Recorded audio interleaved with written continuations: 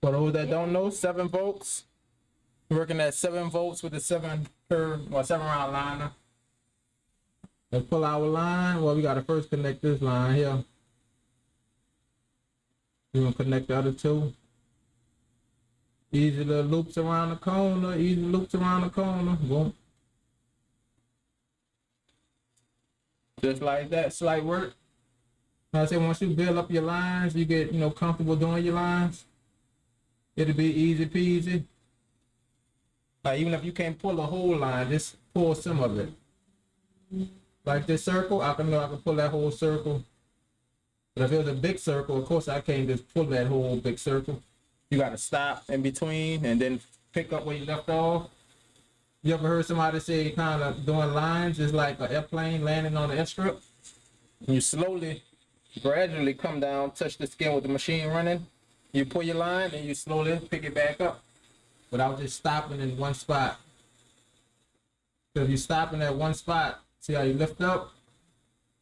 You stop in one spot, it means you'll have like a little blob right there. You'll leave a dot. And you'll see that that's not supposed to be there. You throw a line completely off. So slowly go down, tap the skin, and lightly. Remember that you're only doing it light. You don't gotta add no pressure. Your machine already going up and down, so that's already adding enough pressure to push the needle in the skin. Now mind you, some areas can be a lot tougher, like the knuckles, spots on the neck. They got certain skin that could be way more tougher to tattoo. The back is a pretty good area, so you don't really gotta fight with it. But the leg is some thin skin. Some people got thicker skin on the leg, but not too many times you have to fight with it though. It's a different texture, I'll say. But thin skin could be way harder to tattoo as well, because you could easily get some blowouts. And that's something you don't want. And you get blowouts basically by, like I was saying, you keep your machine moving. If you ain't keeping it moving, you're moving too slow, it's gonna push up too much ink underneath the skin in that area, and yep, it will blow out. So y'all gotta watch for that. Maybe that's why machine speed and hand speed plays a big part. So if your machine moving way too fast and your hand not moving fast enough, that's an easy way to get a blowout. Because of the stroke. You say, what is the stroke? My stroke is at 4 millimeters right now. You saying blowouts like it's because of the stroke? Yeah and no, because if you're using a 2.5 and you still got your machine moving too slow in that one area trying to pull a line, I would say the blowout chances do decrease because it's not hitting as hard. So I would say that, but you're not going to get you a clean line that well either, because you're going to have to keep going over the skin with a 2.5. It's not going to be hitting the skin hard. So you're not hitting the skin hard enough, mean you're going to have to keep going over and over. And as a beginner, somebody starting out, you're going over and over the skin, there's more chances of you scarring the skin. So that's why you don't want to go that route. But starting out, I would definitely recommend people to like a 3.5 stroke. Not all the way 4, because the 4 do hit a little bit harder. But 3.2, 3.5 is good. But something under that, it's not even worth using probably for line, because it's going to be super soft. I'll definitely say that. And I'm going to come back. Andy, what you were saying earlier. Thanks for joining the live. Your follow will be appreciated. Now, what was you saying earlier? About what? About the stroke?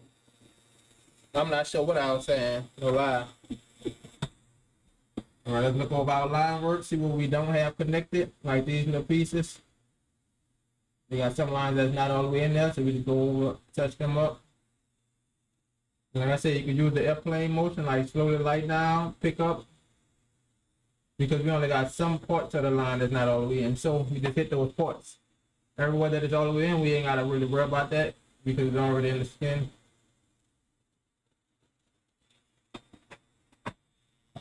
All right, y'all, so I moved over to my 7 curve mag to do the shading, and I did drop it down to 6.5, right? We're moving slower, so we're gonna be doing shading to pack some of this black in. You know, I'm moving too fast. Like I said, you can either chew the skin up. Now, one thing I would say about shading with a mag, it's very like unlikely to get a blowout with a mag, because you're shading on top of the skin. But one thing that is possible is to definitely chew up the skin and overwork the skin. And that's the same thing that's gonna come in handy with your hand speed and your stroke speed. To make sure you're saturating it as quick as possible and not constantly going over and over and over to overwork the skin. I say give it a minimum of 3 passes and trying to keep it moving. And one thing I learned also with tattooing black and saturating black, stay in one area, try not to move around too far, and then come back and hit in those areas. Try to saturate that one area first. Like I'm saturating just around this dot, and then I'll go worry about the other dots, things like that. But don't go too far, make sure that part is saturated. I want to come back with the liner to make sure all that's saturated before I move on. And before we actually have to go to the line, I'll definitely say make sure you angle your mag to the side and use the edge of that mag as much as you could. Because sometimes you don't have to come back with the liner. But if you can't get in areas with the mag, I'll definitely say come back with that liner, tighten it up.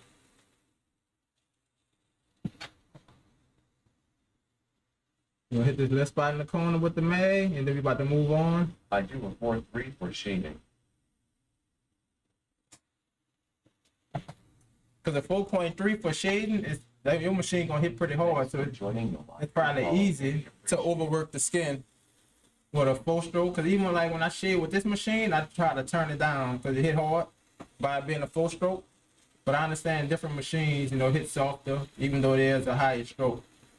But I got a Mass Pro Archer at a 4.2 stroke, and that bad boy hits softer than this 4-stroke. But yeah, there's a chance of overworking the skin easier if you're shading with kind of a liner. But the 4 on up is pretty much like liner stroke. But if you're doing a blackout, I guess that ain't bad because you're definitely trying to get some saturated ink in without having to keep going over the skin. All right, now we coming back in here with our liner, still at 6.5. So we're shading, we're not looking to pull no lines. So I'm just going around these circles, tighten them up. Make sure they don't stand out and they don't eventually fade into just all black. It's basically like creating a barrier around your subject. That's what outlines for to hold it together. So you got your shade, you do all your black, and you can come back, tighten it up whatever you need to. Whatever you can't touch with your own mag. That's what you come back with your liner for. And not pulling no hard lines because you already worked the skin up with your shader. So go over it soft. The ink should glide in there easy. And that's one thing I don't think I ever said. That's just like color. You put a light color down, and as you work the darker colors in, the more you hit the skin, the more open and more it's going to accept the rest of the ink behind it. All you need to do is break that skin first, and boom, the rest of the colors is just gonna like suck it in. It's like you gotta prep the skin basically with that first on the hit. So one thing I'll say as well, like with butterflies, like when they got small spots on the bottom, especially on darker skin, don't worry about trying to hit those little bitty small spots. Because eventually that black is gonna take over and kind of bleed all together. So only when you will get some clean separation with the ink, then you go for your own bigger openings. But the small ones, I don't think it'll be worth it in 10 years because it'll been all kind of bled in together. Like butterflies, I don't try to get every single little small dot. That's why I make all my dots bigger. So 5-10 years, the dots will still be there. I ain't gonna put 20 dots on the side of the butterfly, and then once it heals, it's all gonna be black anyway. That's one thing y'all gotta know. Once your tats heal up, the ink do spread over time. So it's like you're tattooing for the future of the tattoo, Not for the now, not for the pictures now. It's for the next 10 years of the rest of that person's life. They have to live with the tattoo. You want it to still look nice over time.